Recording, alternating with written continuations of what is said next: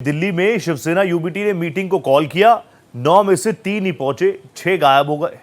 अब मीटिंग में नहीं आने वालों को शिवसेना यूबीटी कह रही है ये तो गद्दार है, गद्दार है, गद्दार है। शिवसेना यूबीटी की मीटिंग कॉल की गई थी। महज 3 सांसद इस मीटिंग में पहुंचे। अनिल देसाई और अरविंद सावंत मौजूद रहे। राजाभाऊ वाजे भी इस मीटिंग में शामिल हुए। आप देखिए, 6 लोकसभा सांसद इस मीटिंग से गायब रहे। नदारद सांसदों को कारण बताओ नोटिस भी जारी किया गया है। गद्दार उनको कहा जा चुका है। इससे पहले भी कहते हैं, लेकिन कहने में क्या रखा है, बोलने में क्या रखा है। आप अपनी फ्रस्ट्रेशन निकाल सकते हैं। संजय राउत भड़के हुए, मीटिंग में नहीं आने वालों को गद्दार करार दे दिया है।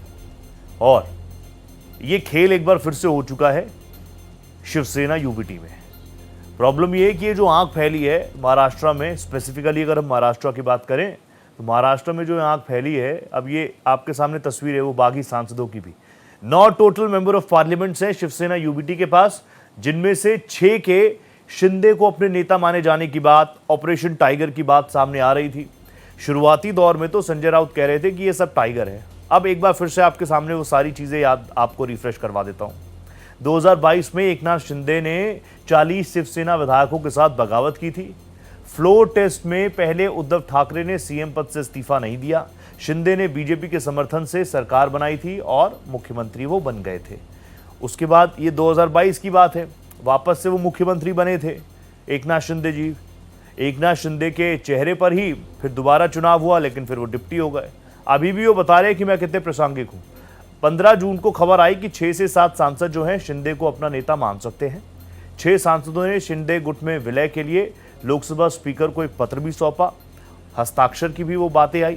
लेकिन 2022 से लेकर 2026 तक इन महज 4 सालों में शिवसेना यूबीटी बिल्कुल खत्म हो गई है। अब उद्धव ठाकरे, आदित्य ठाकरे, संजय राउत, अरविंद सावंत, यही कुछ गिने चुने चेहरे हैं जो यूबीटी में नजर आते हैं। मेरे साथ मेरे सहयोगी अभिषेक पांडे जुड़ चुके हैं मुंबई से लाइव। अभिषेक, घटनाक्रम किस तरीके से आगे बढ़ रहा है? 4 सालों में आप देखिए बिल्कुल धरातल पर आ गई है यूबीटी, और अभी भी आपको क्योंकि आप लगातार मुंबई महाराष्ट्र में घूम रहे हैं, वो अग्रेशन नजर आ रहा है। दिल्ली में मीटिंग हुई, 9 में से सिर्फ 3 पहुंचे। इंडिकेशन बिल्कुल साफ है। देखिए, कहीं ना कहीं अब शिवसेना करीब करीब जो है वो काफ़ी सिकुड़ गई है। यानी जिस शिवसेना की ताकत जो मुंबई सहित महाराष्ट्र भर में इस कदर थी कि वो जब चाहते थे बंद करा देते थे, आज वैसी ताकत रही नहीं। और ये जो टूट हुई है, इसने शिवसेना को काफ़ी कमज़ोर किया। शिवसेना मतलब यूबीटी को काफ़ी कमज़ोर किया है।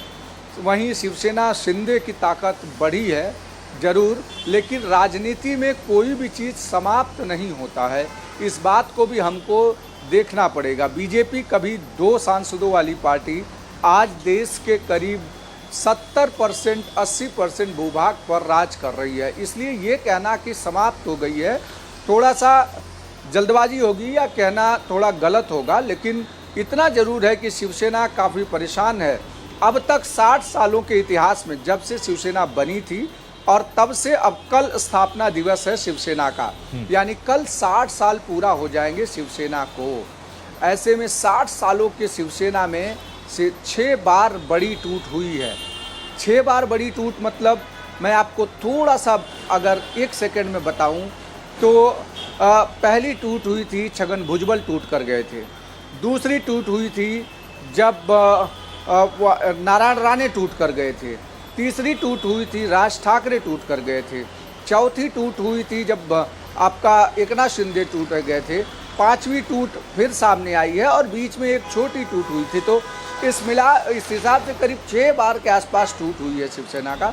उसके बाद भी शिवसेना स्टेबल रही। बाला साहब के समय में शिवसेना काफ़ी तेज़ी के साथ बाउंस बैक पर थी, क्योंकि उस समय बाला साहब और बीजेपी का कनेक्शन था।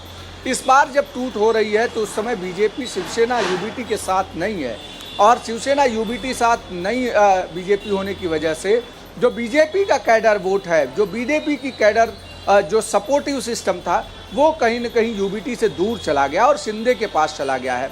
शायद यही वजह है कि शिंदे जिस तरीके से 2022 में टूटे थे, उसी टूट को दोहराते हुए फिर उन्होंने 2026 में एक नई टूट की है। जब 6 सांसदों को अपने साथ लेकर गए हैं।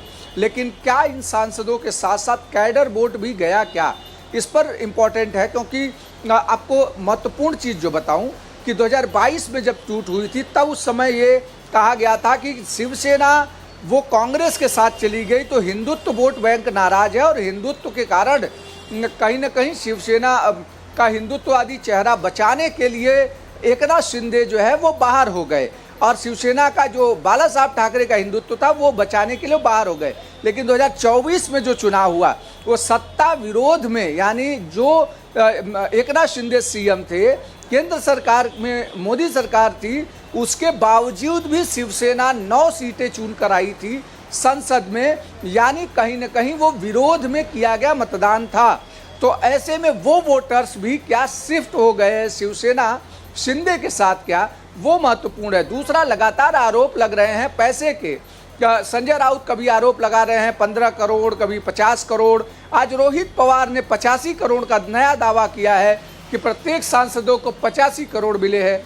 यानी इसके पीछे क्या है वो तो हिडन एजेंडा है, वो किसी को नहीं पता है।